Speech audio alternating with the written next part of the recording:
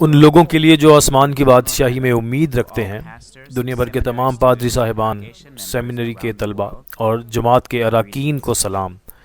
میں came boom جن ہوں، جو 12 قبائل میں سے ایک سینٹر انسٹرکٹر ہوں، جنہوں نے تدی قبیلے کے رہنما سے یہ کلام سیکھا۔ ہمارے قبیلے کے رہنما کو شنچنجی کے چیئرمین لی مین ہی نے سکھایا تھا۔ آسمان کے بھیدوں کی تمثیلوں اور ان کے حقیقی معنی کے بارے میں شنچنجی آن لائن سیمینار کی گواہی میں شرکت کے لیے میں واقعی آپ کا شکریہ ادا کرنا چاہوں گا۔ اس سیمینار کے ذریعے مجھے یقین ہے کہ آپ کے پاس تمثیلوں کے حقیقی معنی، آسمان کے بھید اور حقیقت کو سمجھنے کے لیے ایک بامعنی وقت ہوگا۔ میں ایک اہم بات کو دہرانا چاہوں گا۔ آسمان کے بھید کی باتوں کو لفظی طور پہ نہیں سمجھنا چاہیے، بلکہ تمثیلوں کا صحیح مفہوم معلوم ہونا چاہیے۔ آپ کو یہ معلوم ہونا چاہیے۔ آج کے لیکچر کا عنوان ہے، آج سبق نمبر 5 پڑھیں گے، جس کا عنوان ہے تمثیلی غذا اور خمیر۔ بائبل میں کھانے اور خمیر کی 2 قسمیں ہیں۔ سب سے پہلے جسمانی خوراک اور جسمانی خمیر دیکھتے ہیں۔ یہ کھانا وہ ہے جو ہم زندگی کو برقرار رکھنے کے لیے ہر روز کھاتے ہیں۔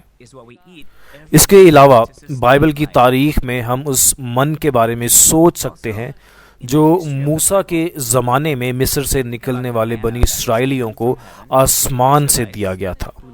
نیز خمیر میں خمیر کرنے اور کسی چیز کو تبدیل کرنے کی خصوصیات موجود ہوتی ہیں۔ پھر کیا تمثیلی غذا اور خمیر اپنے جسمانی پہلوؤں کی خصوصیات کو استعمال کر رہے ہیں؟ بہت سے پادری صاحبان یہ پہلے ہی جانتے ہیں، تاہم میں اس کی تعریف کروں گا اگر آپ غور سے سنیں گے جب میں ایک بار پھر گواہی دوں گا۔ میں آپ کو تمثیلوں کا جواب دوں گا۔ سب سے پہلے تمثیلی خوراک کیا ہے؟ تمثیلی غذا کا یا خوراک کا مطلب کلام ہے۔ اس کے علاوہ وہ خمیر کیا ہے جو کچھ بدلتا ہے؟ اس کا مطلب ہے تعلیمات یا ہدایات۔ اب آئیے بائبل کے ذریعے معلوم کریں کہ ان تمثیلوں کا جواب اس طرح کیوں نکلا۔ آئیے مل کر آج کی تمثیل کے مرکزی حوالہ کی طرف رجوع کریں اور متی 24 باب اس کی 45 تا 47 آیات کو پڑھیں۔ آئیے مل کر متی 24 باب اس کی 45 تا 47 آیات کو پڑھتے ہیں۔ پس وہ دیانتدار اور عقل مند نوکر کون سا ہے جسے مالک نے اپنے نوکر چاکروں پر مقرر کیا تاکہ وقت پر ان کو کھانا دے؟ مبارک ہے وہ نوکر جسے اس کا مالک آ کر ایسے ہی کرتا پائے۔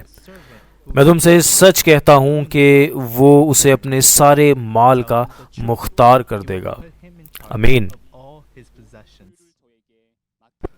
اگر کوئی متی 24 باب کے کلام کو دیکھتا ہے، آیات 3 تا 7 اس تمثیل کے موضوع سے متعلق مرکزی حوالہ میں پڑھی گئی ہیں، تو یہ کہتی ہے کہ جنگیں اور قحط دوسری آمد کی علامات میں سے ہیں۔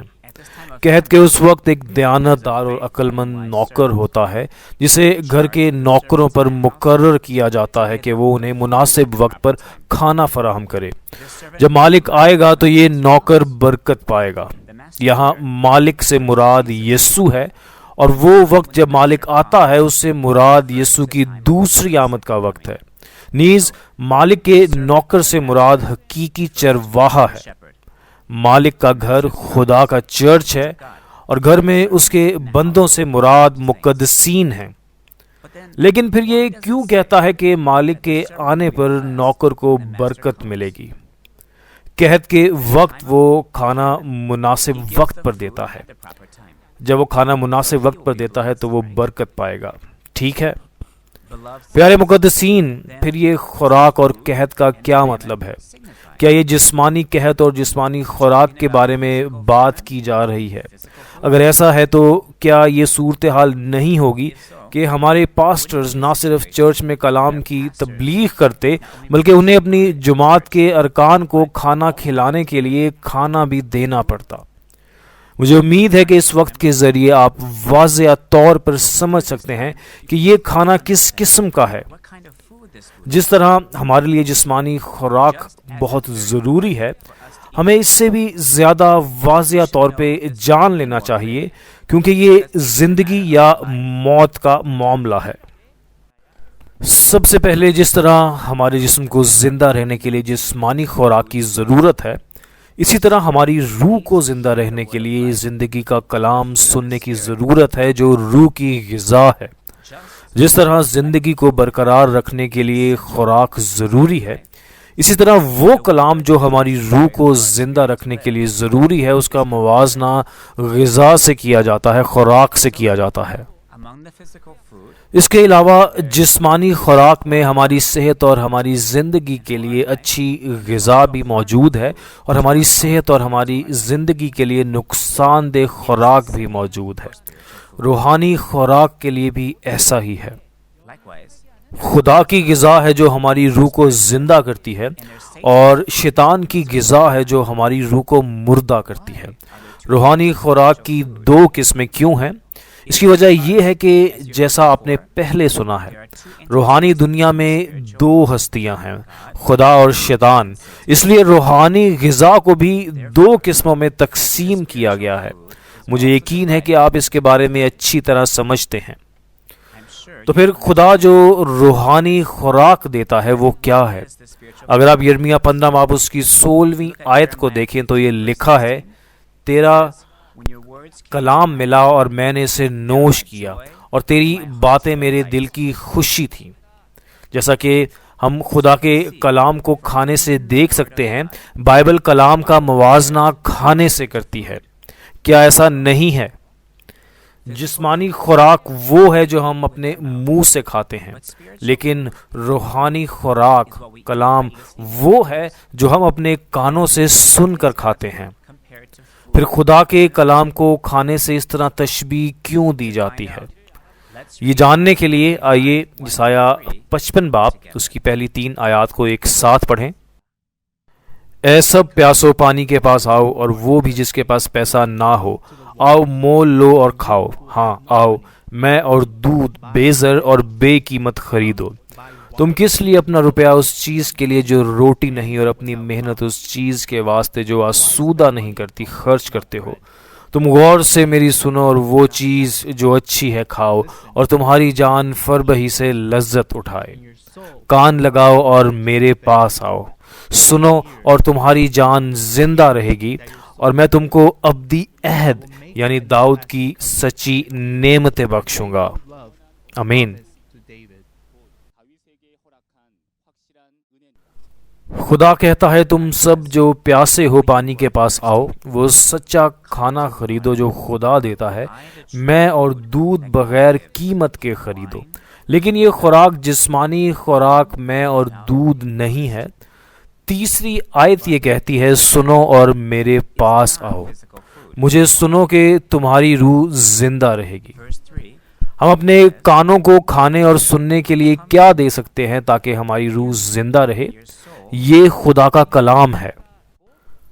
کیا یہ خدا کا کلام نہیں ہے؟ لہٰذا خدا کے کلام کا موازنہ پانی میں اور دودھ سے بھی کیا گیا ہے۔ اب اس نے کہا کہ اگر ہم اس کلام کو سنیں گے تو کیا ہوگا؟ لکھا ہے کہ روح زندہ رہے گی۔ کیا یہ صحیح نہیں ہے؟ جس طرح جسم کے لیے کھانا جسم کو زندہ رکھتا ہے، اسی طرح خدا کا کلام جسے ہم اپنے کانوں سے سنتے ہیں ہماری روح کو زندہ رکھتا ہے۔ اس لیے خدا کے کلام کو کھانے سے تشبیہ دی جاتی ہے۔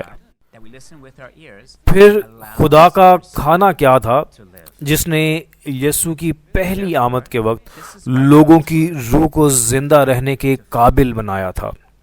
آئیے پہلی آمد پر زندگی کی خوراک پر ایک نظر ڈالتے ہیں۔ آئیے یوحنا 6 باب اس کی 48 تا 51 آیات کو پڑھتے ہیں۔ آئیے یوحنا 6 باب اس کی 48 سے 51 آیات کے کلام کو مل کر ایک ساتھ پڑھتے ہیں۔ زندگی کی روٹی میں ہوں، تمہارے باپ دادا نے بیابان میں من کھایا اور مر گئے۔ یہ وہ روٹی ہے جو آسمان سے اترتی ہے تاکہ آدمی اس میں سے کھائے اور نہ مرے۔ میں ہوں وہ زندگی کی روٹی جو آسمان سے اتری۔ اگر کوئی اس روٹی میں سے کھائے تو اب تک زندہ رہے گا، بلکہ جو روٹی میں جہاں کی زندگی کے لیے دوں گا وہ میرا گوشت ہے۔ آمین۔ یسوع نے کہا کہ میں زندگی کی روٹی ہوں، اور تمہارے باپ دادا نے بیابان میں من کھایا تو بھی وہ مر گئے، لیکن جو زندگی کی روٹی کھاتا ہے جو خود یسوع ہے وہ ہمیشہ زندہ رہے گا۔ اس نے کہا، اور آیت 53 اور اس کے بعد 55 آیت میں کہا گیا ہے کہ ہمیں ابدی زندگی پانے کے لیے یسوع کا گوشت اور خون کھانا چاہیے۔ لیکن ہم یسوع کا گوشت اور خون کیسے کھا سکتے ہیں؟ ہم ایسا کیسے کر سکتے ہیں؟ کیا اس کا لفظی مطلب یسوع کا خون پینا اور اس کا گوشت کھانا ہے؟ ایسا نہیں ہے۔ یہ جسمانی گوشت اور خون کے بارے میں نہیں ہے۔ یسوع نے کہا کہ زندگی پانے کے لیے یسوع کے کلام کو سننا چاہیے۔ یوحنا 6 باب اس کی 63 ورس میں اس نے کہا، زندہ کرنے والی تو روح ہے، جسم سے کچھ فائدہ نہیں۔ جو باتیں میں نے تم سے کہی ہیں وہ روح ہیں اور زندگی بھی ہیں۔ مزید برآں 68 آیت میں پطرس یسوع کے شاگرد نے اقرار کیا، خداوند ہم کس کے پاس جائیں؟ زندگی کے کلام کی باتیں تو تیرے پاس ہیں۔ اس طرح یسوع ہمیں روحانی خوراک کی اہمیت سکھا رہے ہیں۔ یوحنا 6 باب اس کی 27ویں آیت میں یسوع نے کہا، فانی خوراک کے لیے محنت نہ کرو جو خراب ہو جاتی ہے، بلکہ اس خوراک کے لیے محنت کرو جو ہمیشہ کی زندگی تک باقی رہتی ہے۔ اگر ہم یہ کھانا کھائیں گے تو ہم ہمیشہ زندہ رہیں گے۔ کیا یہ صحیح بات نہیں ہے؟ ابدی زندگی کے لیے خوراک، کیا آپ کے ذہن میں کچھ آتا ہے؟ جی ہاں، پیدائش 3 باب اس کی 22ویں آیت میں یہ نہیں کہا گیا کہ اگر کوئی زندگی کے درخت کا پھل کھائے تو وہ ہمیشہ زندہ رہے گا؟ اس خوراک کے ذریعے خدا ابدی زندگی کی امید دیتا ہے جو کوئی انسان حاصل نہیں کر سکتا۔ میں امید کرتا ہوں کہ ہم سب ایک بار پھر جان سکیں گے کہ خدا کی تمثیلی خوراک زندگی کا کلام ہمارے لیے کتنا قیمتی ہے۔ آئیے سمجھتے ہیں، یہ اچھا ہوگا۔ لہٰذا آج کے وقت وہ زندگی کا کھانا کیا ہے جو ہمیں کھانا چاہیے؟ سب سے پہلے آئیے دعائے ربانی سے روٹی کا جائزہ لیتے ہیں جو یسوع نے ہمیں دعا کرنا سکھائی تھی۔ متی 6 باب اس کی 11ویں آیت میں یسوع نے ہمیں دعا کرنے کے لیے کہا کہ ہماری روز کی روٹی آج تو ہم کو دے۔ پیارے مقدسین، جب آپ نے دعائے ربانی کی تلاوت کی تو آپ کیا سوچ رہے تھے؟ کیا آپ نے نہیں سوچا کہ یہ جسمانی خوراک کے بارے میں تھا؟ میں یہی سوچتا تھا جب مجھے معلوم نہیں تھا۔ تاہم متی 6 باب اس کی 31 تا 32 آیات میں سے یہ لکھا ہے، جسمانی خوراک کی تلاش میں یہ کہتے ہوئے کہ ہم کیا کھائیں یا کیا پیئیں گے، کیونکہ یہ وہ کام ہے جو غیر قومیں کرتی ہیں۔ یہ وہی ہیں جو اس قسم کی چیزوں کی تلاش کرتے ہیں۔ تو یہ لکھا ہے کہ جسمانی غذا نہ ڈھونڈو۔ پھر روز کی روٹی کیا ہے؟ دعائے ربانی میں جو ہم مانگیں، کیا یہ جسمانی خوراک ہے؟ نہیں، یہ ہمیں روح کے لیے خوراک تلاش کرنے کے لیے کہا گیا ہے، خاص طور پہ آج کے اس مقررہ وقت پر۔ اس کے علاوہ آخری وقت پر وہ ہمیں کھانا کھانے کی اجازت دینے کے لیے دعا کرنے کے لیے کہہ رہا ہے، کیونکہ آخری وقت پر بالکل اسی طرح جیسے آج کی تمثیل میں ہم نے متی 24 باب میں دیکھا کہ قحط پڑے گا۔ پھر آخری زمانہ میں یہ قحط کس چیز کا ہے، یہ جاننے کے لیے آموس 8 باب اس کی 11ویں آیت کو ایک ساتھ پڑھتے ہیں۔ آموس 8 باب اس کی 11ویں آیت۔ خداوند خدا فرماتا ہے، دیکھو وہ دن آتے ہیں کہ میں اس ملک میں قحط ڈالوں گا، نہ پانی کی پیاس اور نہ روٹی کا قحط، بلکہ خداوند کے کلام سننے کا۔ آمین۔ آموس 8 باب اس کی 11ویں آیت میں پیشن گوئی کی گئی تھی کہ وہ دن آنے والے ہیں جب زمین پر قحط پڑے گا۔ تاہم یہ خوراک کا قحط یا پانی کی پیاس کا نہیں ہے، بلکہ خدا کا کلام سننے کا روحانی قحط ہے۔ جس طرح تمثیلی خوراک روحانی خوراک ہے، اسی طرح آخری دن کا قحط بھی روحانی قحط ہے۔ لیکن جب آپ اس کے بارے میں سوچتے ہیں تو کیا یہ عجیب نہیں ہے؟ خدا کا کلام جو کہ روح کی غذا ہے، وقت کے ساتھ ساتھ پوری دنیا میں وسیع پیمانے پر پھیلا ہوا ہے۔ آج کل اگر آپ مسیحی کتابوں کی دکان پر جائیں تو وہ روحانی خوراک سے بھرا ہوا ہے۔ تو یہ کیوں کہا گیا کہ قحط پڑنے والا ہے؟ ہم اس کی وجہ سمجھ سکتے ہیں جب ہم یسایہ 29 باب اس کی 11 تا 13 آیات کو پڑھتے ہیں۔ تو یہ کہا گیا ہے کہ رویا پیشن گوئی طومار میں بند کلام کی طرح ہے، جسے کوئی بھی سمجھ نہیں سکتا، نہ عقل مند اور نہ ہی جاہل۔ تاہم یہ بھی کہا گیا ہے کہ وہ اپنے منہ سے خدا کے قریب آتے ہیں اور اپنے ہونٹوں سے خدا کی تعظیم کرتے ہیں، لیکن ان کے دل خدا سے بہت دور ہیں۔ اس طرح لوگ خدا کی تعلیم نہیں سیکھ رہے ہیں، بلکہ صرف انسان کی تعلیم حاصل کر رہے ہیں اور سیکھ رہے ہیں۔ مزید یہ کہ اگر ہم نئے عہد نامے کی پیشن گوئی مکاشفہ 5 باب اس کی پہلی 3 آیات کو دیکھیں تو خدا کے ہاتھ میں ایک طومار ہے اور اس پر 7 مہریں لگی ہوئی ہیں۔ مسئلہ یہ ہے کہ آسمان یا زمین پر کوئی بھی اس طومار کو نہیں کھول سکتا اور نہ ہی اس طومار کے اندر جھانک سکتا ہے۔ تو پھر مہر بند کتاب کیا ہے؟ یہ مہر بند کتاب در حقیقت مکاشفہ کا کلام ہے، جو تمثیلوں اور 7 مہروں کے ساتھ 2000 سالوں سے مہر بند ہے۔ پھر ہم اب تک ایمان کی زندگی کیسے گزار رہے ہیں؟ کیا یہ اندھیری رات کی طرح نہیں تھا کیونکہ ہم خدا کی مرضی کو نہیں جانتے تھے؟ بدقسمتی سے انسانی خیالات سے پیدا ہونے والے بہت سے نظریات اور تبصرے غالب آ چکے ہیں۔ تو اس دوران کیا ہم اندھے اعتقاد کے مالک ہیں؟ اگر ایسا ہے تو کیا ہم یہ نہیں کہہ سکتے کہ آج بھی قحط کا وقت ہے؟ پھر روحانی قحط کے اس وقت میں ہمیں کیا کرنا چاہیے؟ کیا ہمیں مناسب وقت پر اس خوراک کے طالب نہیں ہونا چاہیے اور اس کی تلاش نہیں کرنی چاہیے؟ ایک بار پھر آئیے آج کی تمثیل کی آیات کے اہم نکات پر غور کریں۔ سب سے پہلے متی 24 باب میں بیان کردہ مناسب وقت پر غذا کیا ہے؟ وہ غذا جو ایک ایماندار کو دوسری آمد پر کھانی چاہیے وہ خدا کا کلام ہے۔ دوسرا، خادم سچا چرواہا کون ہے؟ ہمیں معلوم ہونا چاہیے کہ وہ کون ہے۔ روحانی قحط کے وقت، جیسا کہ متی 24 باب اس کی 7ویں آیت میں کہا گیا ہے، مناسب وقت پر خوراک دی جائے گی، اور یہ ایسی چیز ہے جسے ہمیں بالکل کھانا چاہیے۔ ہم نے بائبل کی جانچ کی ہے، اور اگر ہم بائبل کے اس مواد کے لحاظ سے درجہ بندی کرتے ہیں تو اسے تاریخ، اخلاقی تعلیم، ہدایات اور پیشن گوئی میں تقسیم کیا جا سکتا ہے۔ وہ مواد جس کے پورے ہونے کا ایک خاص وقت ہے وہ نبوت کہلاتا ہے۔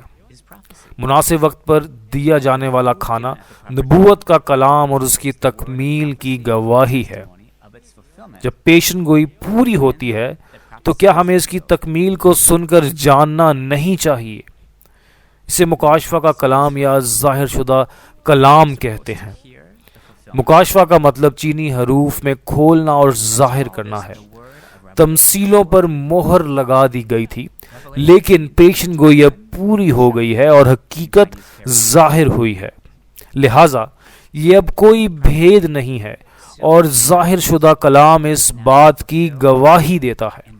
لہٰذا ہمیں سمجھنا چاہیے کہ یہ کلام ہی حقیقی خوراک ہے جو ہم کھاتے ہیں اور وہ آج ہمیں بچاتی ہے۔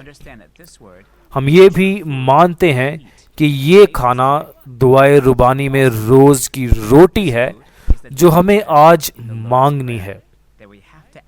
اس کے بعد آئیے جانتے ہیں کہ مناسب وقت پر خوراک دینے والا وفادار اور عقل مند نوکر کون ہے۔ یہ جاننے کے لیے آئیے مکاشفہ 2 باب اس کی 17 آیت کو ایک ساتھ پڑھتے ہیں۔ جس کے کان ہو وہ سنے کہ روح کلیسیاؤں سے کیا فرماتا ہے۔ جو غالب آئے میں اسے پوشیدہ من میں سے دوں گا اور ایک سفید پتھر دوں گا، اس پتھر پر ایک نیا نام لکھا ہوا ہوگا جسے اس کے پانے والے کے سوا کوئی نہ جانے گا۔ آمین۔ مکاشفہ 2 باب اس کی 17 آیت میں یسوع نے اس کو پوشیدہ من دینے کا وعدہ کیا جو مکاشفہ کی تکمیل کے وقت غالب آتا ہے۔ پوشیدہ من خوراک ہے اور یہ کلام ہے۔ اب تک اسے مہر بند کیا گیا تھا۔ یہ تمثیلوں میں چھپے آسمان کے بھید کے کلام کی طرف اشارہ کر رہا ہے۔ آج جیسا کہ مکاشفہ کی پیشن گوئی پوری ہو چکی ہے اور اصل حقیقت آشکارا ہوئی ہے، مہر بند کلام کھول دیا گیا ہے، اسے تمثیلوں میں چھپا کر پھر کھولا گیا، لہٰذا ہم اسے مکاشفہ کا کلام یا ظاہر شدہ کلام کہہ سکتے ہیں۔ نیز یہ متی 24 باب کے مطابق مناسب وقت پر دیا گیا کھانا ہے۔ یسوع نے کس سے وعدہ کیا تھا کہ وہ یہ کھانا دے گا؟ اس نے کہا کہ یہ غالب آنے والے کو دے گا۔ پھر یہ غالب آنے والا کون ہے؟ وہ کس سے لڑا اور غالب آیا؟ آپ بعد میں مزید تفصیل سے سنیں گے، لیکن اس سے مراد وہ غالب آنے والا ہے جو شیطان کے گروہ سے لڑا اور اس پر غالب آیا۔ غالب آنے والا پوشیدہ من حاصل کرتا ہے اور اسے کھاتا ہے۔ کیا یہ آسمان سے نازل ہونے والا کھانا نہیں ہے؟ اگر آپ مکاشفہ 10 باب کے کلام کو دیکھیں تو آسمان سے ایک کھلا تمار آتا ہے، اور ہم مکاشفہ 10 باب میں نئے یوحنا کو تمار وصول کرتے اور کھاتے ہوئے دیکھ سکتے ہیں۔ لہٰذا کیا یہ نیا یوحنا غالب آنے والا نہیں ہوگا جو پوشیدہ من حاصل کرتا ہے اور اسے کھاتا ہے؟ نیز مکاشفہ 22 باب اس کی 16ویں آیت میں نیا یوحنا جس نے یہ کھلا تمار حاصل کیا اور اسے کھایا، اس کا حوالہ یسوع کے کلیسیاؤں میں بھیجے گئے رسول کے طور پر دیا گیا ہے۔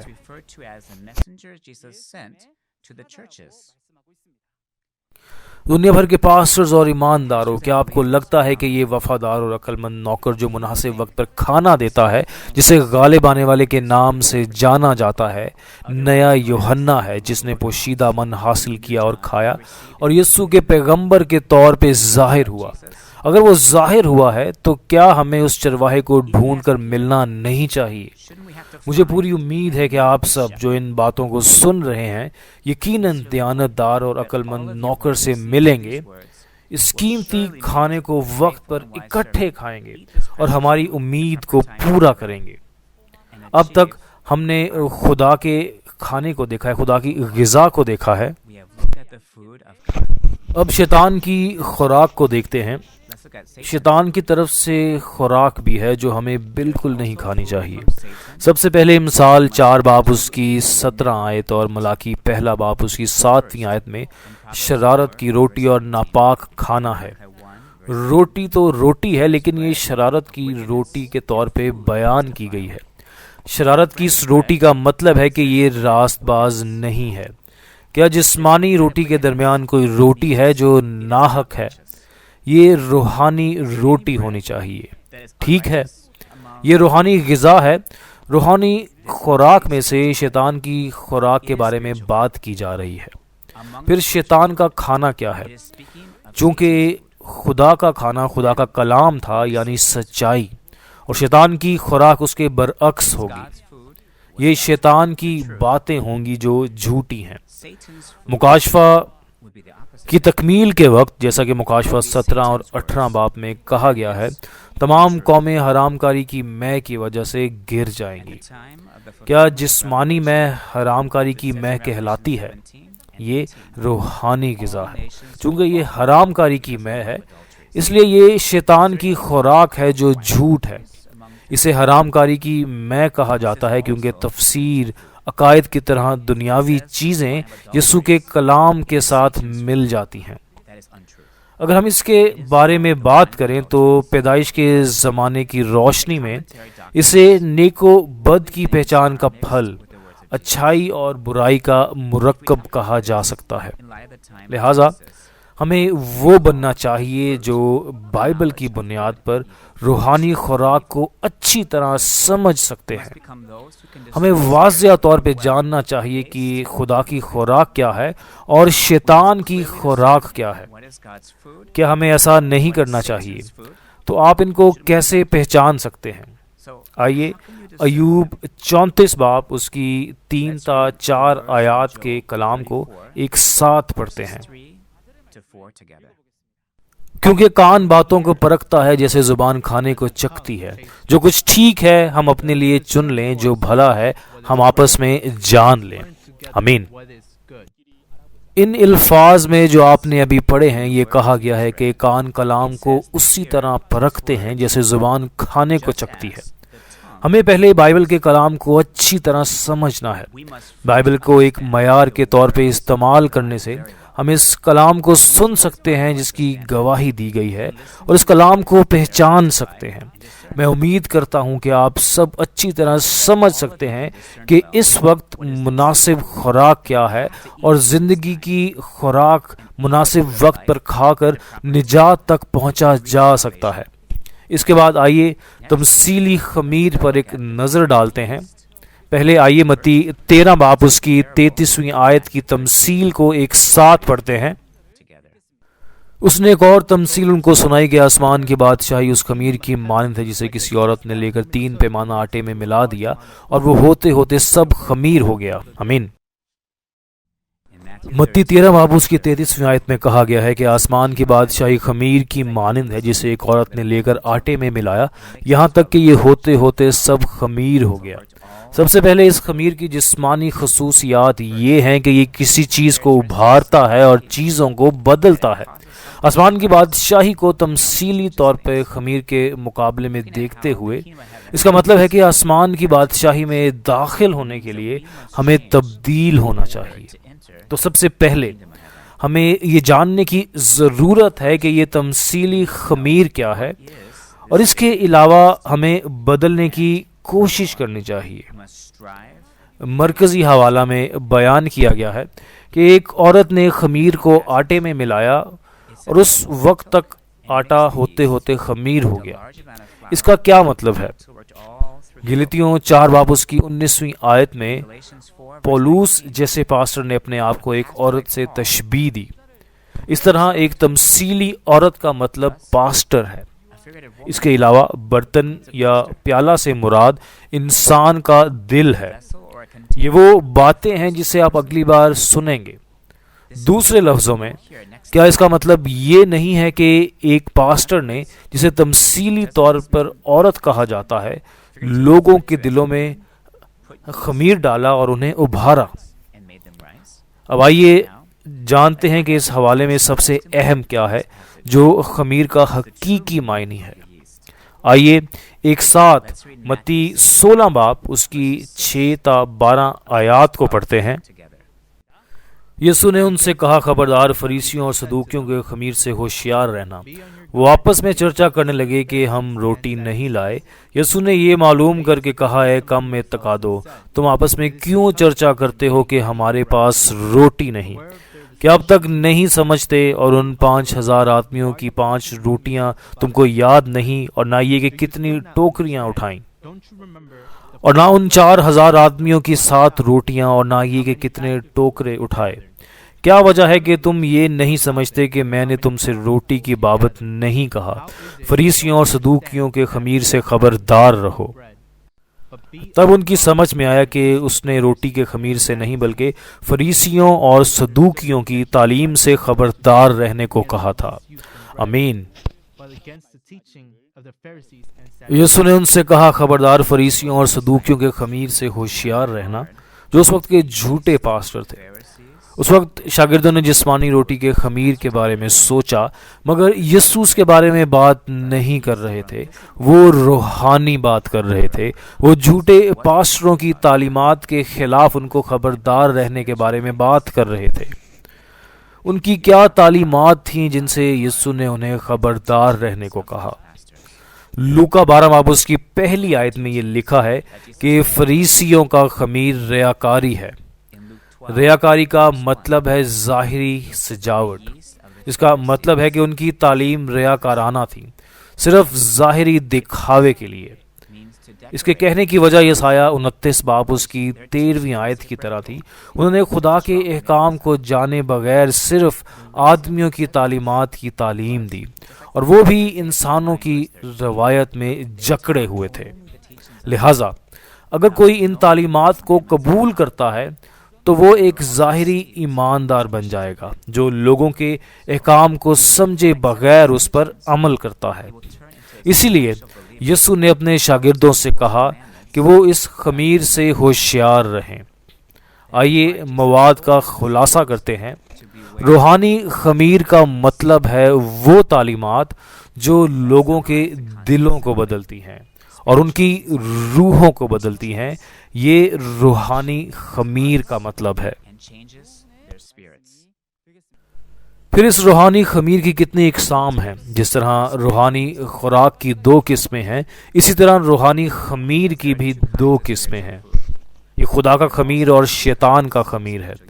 خدا کا خمیر ہمارے دلوں کو خدا کی صورت میں بدل دیتا ہے، اور شیطان کا خمیر ہمارے دلوں کو شیطان کی شکل میں بگاڑتا اور خراب کرتا ہے۔ اب سے آئیے بائبل کے ذریعے 2 قسم کے خمیر کی جانچ کریں۔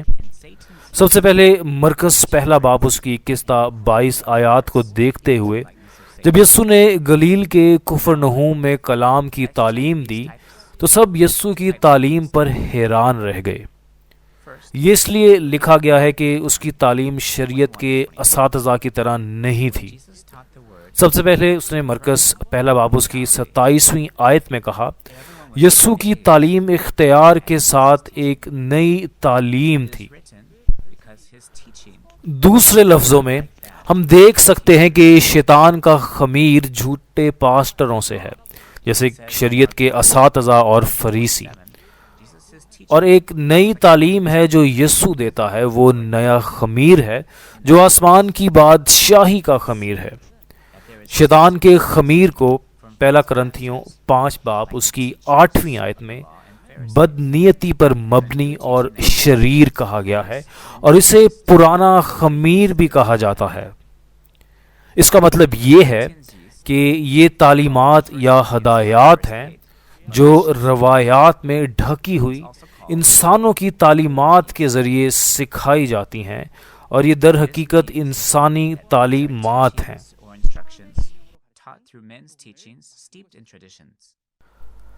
اب ہم افسیوں 4 باب اس کی 21 تا 24 آیات کے ذریعے معلوم کریں گے کہ ہم کس طرح اور کن چیزوں کے ذریعے تبدیل ہو سکتے ہیں۔ لکھا ہے کہ کس طرح ہمیں اپنی پرانی انسانیت کو ترک کرنا چاہیے جو فریب کی شہوتوں کے سبب سے خراب ہوتی جاتی ہیں، اور اپنی عقل کے رویے میں نیا بننا چاہیے، اور نئی انسانیت کو پہننا چاہیے جو خدا کے مطابق سچائی کی راست بازی اور پاکیزگی میں پیدا کی گئی ہے۔ اس کا مطلب یہ ہے کہ سچائی کا خمیر بھی خدا کا خمیر ہے جو ہمیں ایک نئی انسانیت میں بدل سکتا ہے۔ تاہم یہاں ایسی تعلیمات ہیں جو آپ کو کبھی نہیں سننی چاہیے۔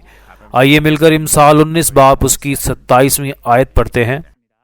اے میرے بیٹے، اگر تو علم سے برگشتہ ہوتا ہے تو تعلیم سننے سے کیا فائدہ؟ اے میرے بیٹے، تعلیم کو سننا بند کر۔ یہاں خدا کے علم کے الفاظ ہیں جو ہمیں سننے کی ضرورت ہے، لیکن ایسی تعلیمات بھی ہیں جو ہمیں خدا کے کلام سے دور لے جاتی ہیں۔ دوسرے لفظوں میں کیا یہ نہیں کہا جا رہا کہ شیطان کا خمیر بھی ہے جسے ہمیں ہوشیار رہنا چاہیے؟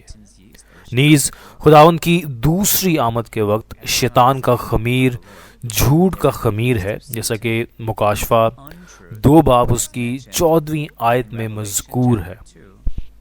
لہٰذا اگر آپ ایک ایماندار ہیں جو آج خداوند کی دوسری آمد کے وقت میں رہ رہے ہیں، تو آپ کو معلوم ہونا چاہیے کہ یہ خمیر کیا ہے۔ آپ کو اسے اچھی طرح سمجھنا چاہیے۔ ایک بار پھر خدا کا خمیر خدا کی تعلیمات ہیں، اور اگر ہم اسے قبول کر لیں تو ہمارے دل خدا کی شکل و صورت میں بدل جائیں گے۔ اس کے برعکس شیطان کا خمیر شیطان کی تعلیمات ہیں، اور اگر ہم اسے قبول کریں گے تو ہمارے دل شیطان کی شکل و صورت میں بدل جائیں گے۔ ہمارے دلوں کو بدلنے والی تعلیمات یا ہدایات کو خمیر کہا جاتا ہے۔ اس پر منحصر ہے کہ ہمیں کس کی اور کس قسم کی تعلیمات یا ہدایات ملتی ہیں جو اس بات کا تعین کریں گی کہ ہم کس کی صورت میں تبدیل ہوں گے۔ لہٰذا ہمیں خدا کا خمیر حاصل کرنا چاہیے۔ پھر وہ سچا چرواہا کون تھا جس نے پہلی آمد پر خدا کے خمیر کے ذریعے لوگوں کے دل بدل دیے؟ اس کے علاوہ حقیقی چرواہا کون ہے؟ دوسری آمد پر کون ہمارے دلوں کو بدل سکتا ہے؟ اب آئیے پہلی اور دوسری آمد کے وقت آسمان کی بادشاہی اور حقیقی چرواہوں کے اس خمیر کا خلاصہ کرتے ہیں۔ سب سے پہلے سچا چرواہا جس نے پہلی آمد پر خدا کے خمیر سے لوگوں کے دلوں کو بدل دیا وہ یسوع تھا۔ اس کے علاوہ یسوع نے جو تعلیمات دی تھیں وہ آسمان کی بادشاہی کا خمیر تھی۔ یہ پرانے عہد نامے کی پیشن گوئیوں کی تکمیل کی حقیقت کی گواہی تھی، اور اس گواہی کے ذریعے یسوع کے شاگرد آسمان کی بادشاہی کے فرزندوں کے طور پر دوبارہ پیدا ہونے کے قابل ہوئے۔ پھر یہ خداوند کی دوسری آمد کا وقت ہے۔ سب سے پہلے لوکا 17 باب اس کی 26 تا 30 آیات کو دیکھیں۔ لکھا ہے کہ خداوند کی دوسری آمد کا وقت نوح اور لوط کے دنوں جیسا ہوگا۔ لہٰذا بائبل کی تاریخ کے ان دنوں کی طرح آج خداوند کی دوسری آمد کے وقت بھی صرف چند ہی لوگ ہیں جو ایمان لاتے ہیں اور نجات پاتے ہیں۔ کیا آج ہمیں نجات حاصل کرنے کے لیے ان تعلیمات کو نہیں سننا چاہیے جو آسمان کی بادشاہی کا خمیر ہے؟ سب سے پہلے سچا چرواہا جو دوسری آمد پر ان چیزوں کی گواہی دیتا ہے وہی وفادار اور عقل مند نوکر ہوگا جس کے بارے میں یسوع نے آج کے اہم حوالہ میں بات کی ہے۔ یسوع کا پیغمبر جو کلیسیاؤں کے لیے بھیجا گیا۔ لہٰذا ہمیں ان تعلیمات کو سننا چاہیے جن کی چرواہے کے ذریعے گواہی دی جاتی ہے۔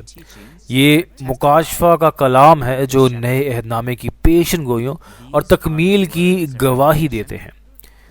یہ کلام آسمان کا خمیر بن جاتا ہے جو ہمیں آج آسمان کی بادشاہی کے فرزندوں کے طور پر دوبارہ پیدا ہونے کے قابل بناتا ہے۔ جب ہم آسمان کی بادشاہی کی یہ تعلیمات سنتے ہیں تو ہمارے دل کیسے ہونے چاہیے؟ جی ہاں، ہمارے پاس بدلنے اور نئے سرے سے پیدا ہونے کا دل ہونا چاہیے۔ اگر کوئی ایسی چیز ہے جس کے بارے میں میں غلط جانتا ہوں اور اپنی ایمانی زندگی میں نے غلط کیا ہے تو مجھے دلیری کے ساتھ جو غلط ہے اسے پھینک دینا چاہیے اور سچائی کو قبول کرنا چاہیے اور نیا بننا چاہیے۔ اتنی ہمت اور ایمان کے ساتھ مجھے پوری امید ہے کہ آپ آسمان کی بادشاہی کی امید تک پہنچنے والے بن جائیں گے۔ اب آج کے سبق کا خلاصہ کرتے ہیں۔ سب سے پہلے خدا کا کھانا سچائی کا کلام ہے جو ہماری روح کو زندہ کرتا ہے، تاہم شیطان کی خوراک جھوٹی سچائی کی بات ہے جو ہماری روح کو مار دیتی ہے۔ لہٰذا بائبل کا استعمال کرتے ہوئے ہمیں ان دو چیزوں میں فرق کرنا چاہیے۔ اس کے علاوہ زیادہ اہم بات یہ ہے کہ مناسب وقت پر کھانا ہے جو ہمیں خداوند کی دوسری آمد پر کھانا ہے۔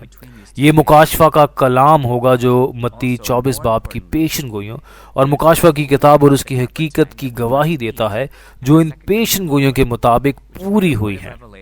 آج وہ وقت ہے جب پیشن گوئیاں پوری ہو رہی ہیں۔ اب ہم یقین رکھتے ہیں کہ ہمیں مکاشفہ کا کلام سننا چاہیے جو اس زمانے میں کھولا گیا ہے، اب وہ تمثیلوں میں بند نہیں ہے۔ اس کے علاوہ ایک وفادار اور عقل مند نوکر ہے جو یہ قیمتی کھانا فراہم کرتا ہے۔ وہ وعدہ کیا ہوا چرواہا ہے۔ یہ وہ ہے جو غالب آتا ہے۔ یہ نیا یوحنا ہے جو مکاشفہ کے کلام کی گواہی دیتا ہے۔ ہمیں یقین ہے کہ ہمیں اس چرواہے سے ملنا چاہیے۔ اگلا یہ خدا کا خمیر ہے۔ یہ خدا کی تعلیم یا سچائی ہے جو ہمیں خدا کی صورت میں بدلتی ہے اور ہمیں دوبارہ پیدا کرنے کا سبب بنتی ہے۔ لیکن شیطان کا خمیر وہ جھوٹ ہے جو ہمیں شیطان کی صورت میں بدل دیتا ہے۔ ہمیں اسے اچھی طرح سے سمجھنے کی ضرورت ہے اور اسے سمجھنے کے ہمیں قابل بھی ہونا چاہیے۔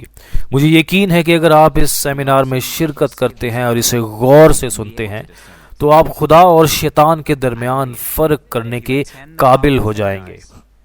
پاسٹر صاحبان، سیمینار کے طلباء اور ایماندار جو ابھی اس کلام کو سن رہے ہیں، ہمارے ایمان کا مقصد اور امید آسمان کی بادشاہی اور ابدی زندگی ہے۔ پھر آج ہمیں نئے عہد نامہ میں یسوع کے وعدہ کیے گئے وفادار اور عقل مند نوکر سے ملنا چاہیے اور سچے چرواہے اور صحیح وقت پر دیے گئے مکاشفہ کے کلام کو حقیقی خوراک کے طور پہ لینا چاہیے، اور یقینی طور پہ خدا کے خمیر کے ذریعے ایک نئی انسانیت بننے کی کوشش کرنی چاہیے۔ تب ہی ہم آسمان کی بادشاہی تک پہنچ سکتے ہیں اور اس میں داخل ہو سکتے ہیں۔ اگلا مضمون کسی اور انسٹرکٹر کے ذریعے اچھی طرح سے پڑھایا جائے گا، وہ آپ کو اس سے بھی زیادہ دلچسپ اور واضح لیکچر دیں گے۔ براہ کرم اگلے لیکچر کا انتظار کریں، مجھے امید ہے کہ آپ اچھی طرح سنیں گے۔ اب آخر میں اس معنی میں کہ ہم خدا اور یسوع میں ایک ہیں، میں پکارنا چاہوں گا کہ ہم ایک ہیں۔ جب میں کہتا ہوں کہ ہم ایک ہیں تو براہ کرم اس طرح اپنی انگلی اٹھائیں اور ایک ساتھ پکاریں، ہم خدا اور یسوع میں ایک ہیں، ہم ایک ہیں۔ شکریہ، یہ گواہی کا اختتام ہے۔ آئیے خدا سے دعا کریں۔ خدا باپ، ہم آپ کے شکر گزار ہیں، آج کے اس قیمتی وقت میں آپ نے ہمیں بائبل کے وعدہ کردہ وفادار اور عقل مند نوکر کو مناسب وقت پر دیے گئے مکاشفہ کے کلام کے ساتھ زندگی گزارنے کی اجازت دی۔ اس کے لیے آپ کا بہت شکر گزار ہیں ہم۔ ابلیس جو شیطان ہے، خدا کے کام میں مداخلت کرنے کے لیے اپنی چیزوں سے ہمیں گمراہ کرنے کی کوشش کرے گا، لیکن براہ کرم خدا کے کلام کو اچھی طرح سمجھنے اور پہچاننے میں ہماری مدد کریں تاکہ ہم سب خدا کی ملکیت بن سکیں۔ براہ کرم ہماری مدد کریں۔ ہم یہ بھی چاہتے ہیں کہ ہم خمیر کے اس قیمتی کلام کی تعلیم کے ذریعے تبدیل ہو جائیں جو آج حقیقی چرواہے کے ذریعے دی گئی ہے، اور ہمیں خدا کی شکل و صورت میں دوبارہ پیدا ہونے میں ہماری مدد کرے گی۔ براہ کرم باقی آن لائن سیمینار کے دوران ہمارے ساتھ رہیں اور بہت سے لوگوں کو شرکت کرنے اور بہت زیادہ فضل حاصل کرنے میں مدد کریں۔ اے باپ، ہماری مدد کر۔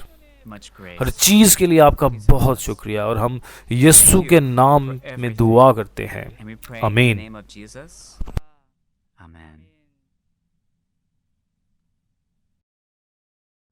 Thank you for listening until the end.